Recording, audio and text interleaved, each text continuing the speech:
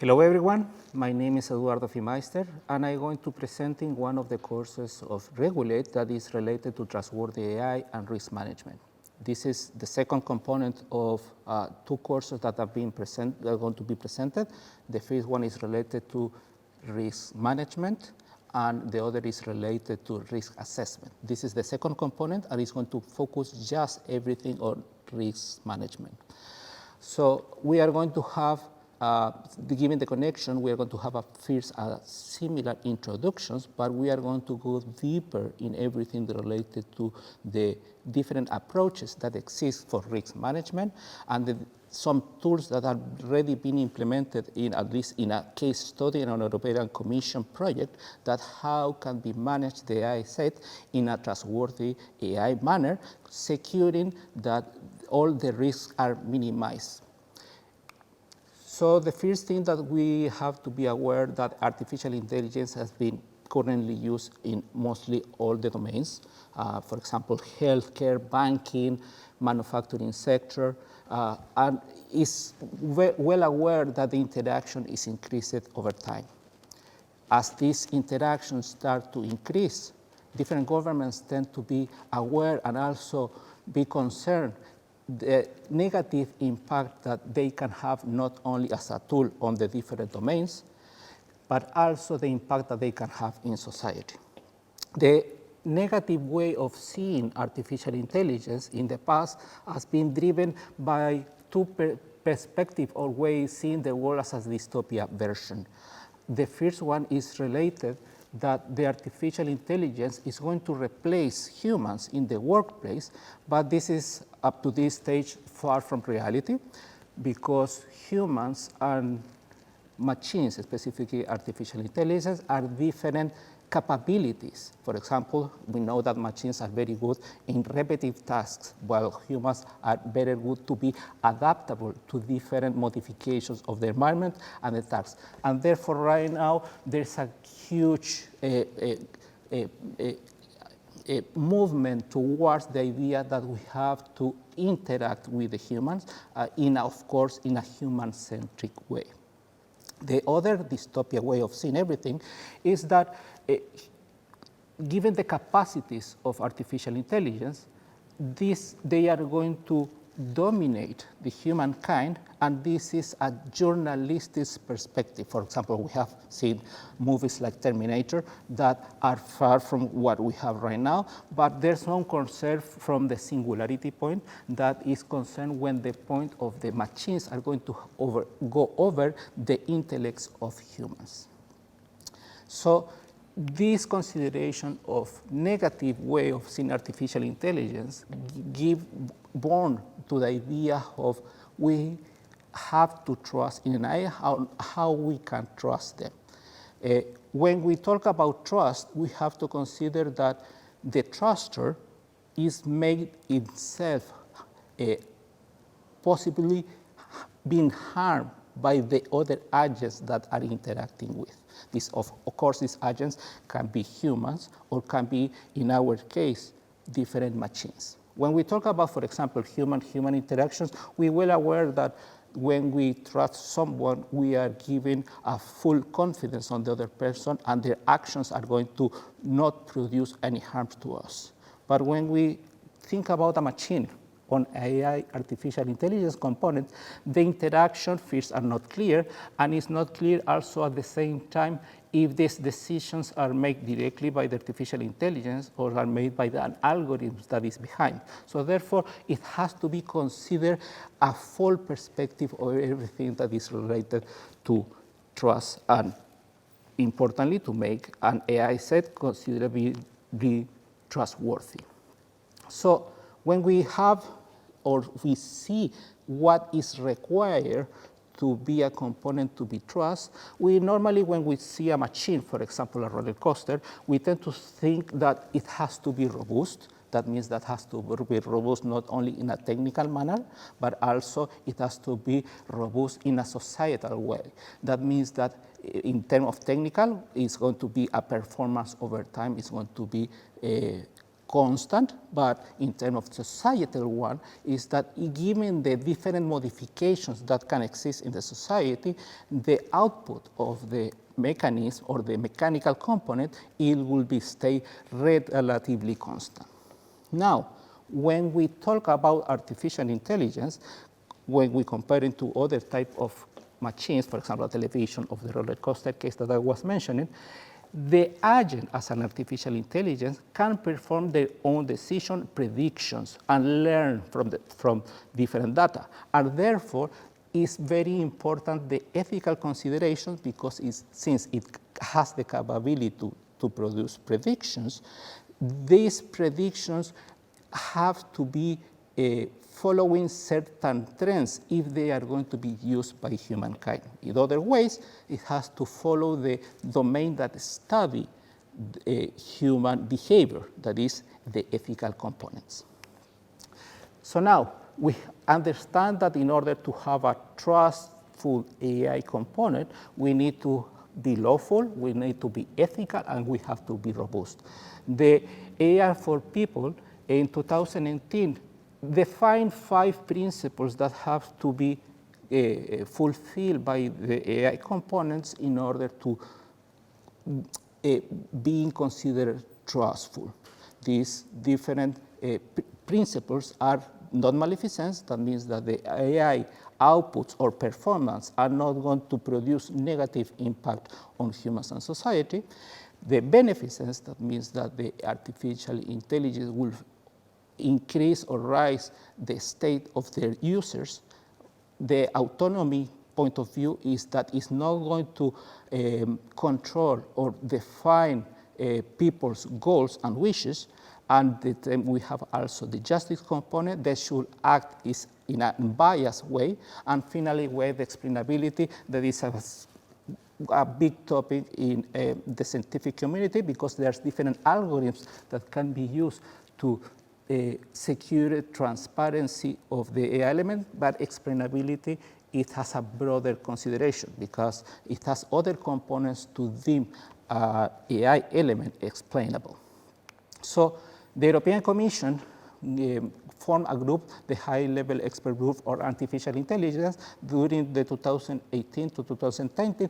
They used these principles, but not all of them, used 4 of these, eliminated the beneficence consideration, and it developed the trustworthy AI requirements. Over here in the screen, you are seeing the different trustworthy AI requirements that has been covered in a previous course. In this course, we are not going to go deep into this requirement, so it's expected that those that are hearing this course understand each one of these requirements and the content that needs to be fulfilling of them. The requirements are human agency and oversight, technical robustness and safety, privacy, data governance, transparency, diversity, non-discrimination and fairness, societal environmental well-being, and accountability. Okay? Now, when we see that the European Commission have changed or after the trustworthy AI requirement have published different definitions in order to improve the applicability or development of AI set.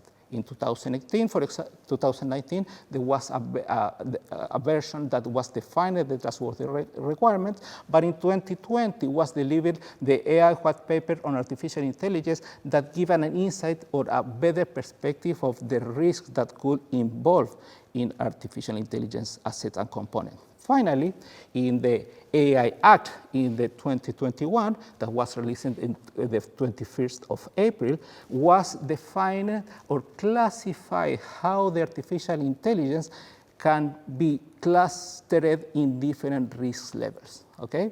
We have, depending of course of where the artificial intelligence component is classified, more attention is supposed to be put on that artificial intelligence, and therefore has to be put more attention on each one of the trustworthy AI requirements.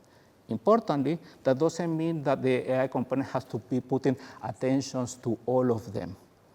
The other thing to consider, and when we have this classification, the classification is dependent on the functionalities of the artificial intelligence, but also on the domains of implementation.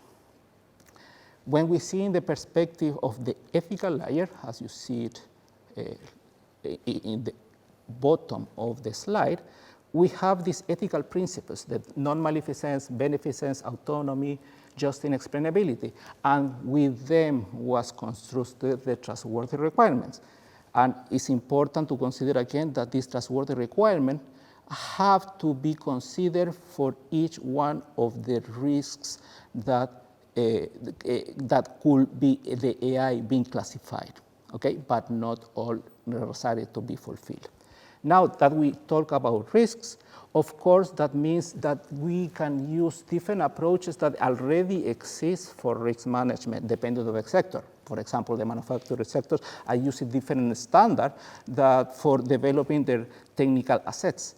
And normally, when we manage risks or we deal with risks, there's one component that are assessments that can follow different frameworks or standards. But at deeper layer, we have the management approach that are well known again in the specific domain of how they can be used, and they follow also different frameworks and standards. In a previous course, we talked about the TAI tool that could be considered as an assessment framework that help to bring awareness of the trustworthy conditions of the AI assets. There's other approaches that are, for example, the value-based, how we can incorporate values within the technical components that are under development or use. It's important to know that values are not necessarily the same as the trustworthy requirement, because, for example, on a company, it could be important, has a value, the consideration of wellness, of enrichment of the whole enterprise. Now, when we talk about risks, there are different risk classifications. We have hazard risk, we have control risk, we have opportunity or speculative risk. The last one is more related to banking because it can have positive or negative outcomes. The control risks are related more in the way that the system is controlled and how to avoid the modification or going outside of the expected conditions of the asset. So it could be sometimes related to the noise effects on the system. Finally, we have the hazard risks that are recognized because they have only negative impacts. Importantly, since these hazards are also given a tolerance value, that means that when we are going to be managing AI assets under hazard considerations, we have to keep track of them by certain metrics or KPI that is going to give us a measure of how well and how trustworthy is the asset under development, deployment, use, or the commission. That is the whole life cycle, okay? And of course, these metrics can be related to functionalities or specific assets, okay?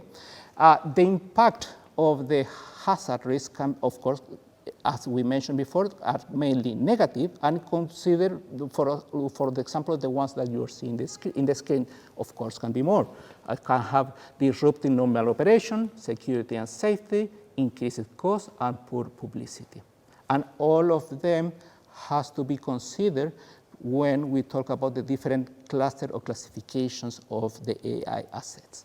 Now, how we're going to be dealing with this, there's already different frameworks that already exist that can consider the fathers of other risk management. For example, we have the ISO 31000 that kind of like a general scene is over there in the screen, and we have another that is the RAS approach. All of them can, of course, be incorporated in different specific standards and approaches, and depending on the domain that they implemented, can have subtle differentiations, okay?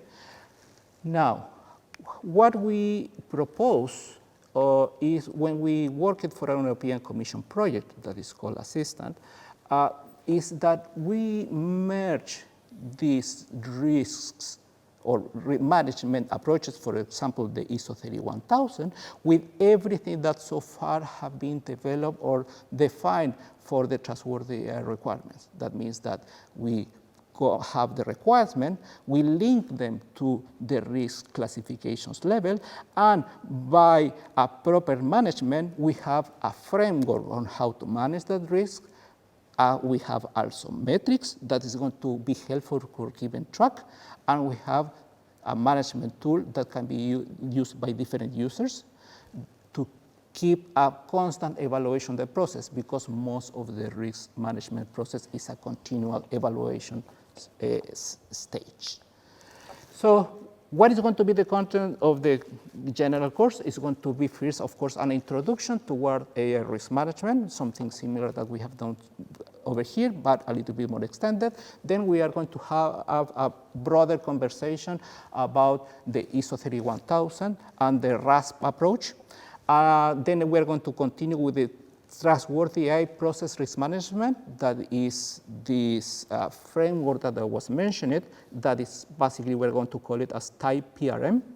And finally, a tool that has been developed for the users involved in this project and is open for public use. So thank you very much, and hope you enjoy the courses.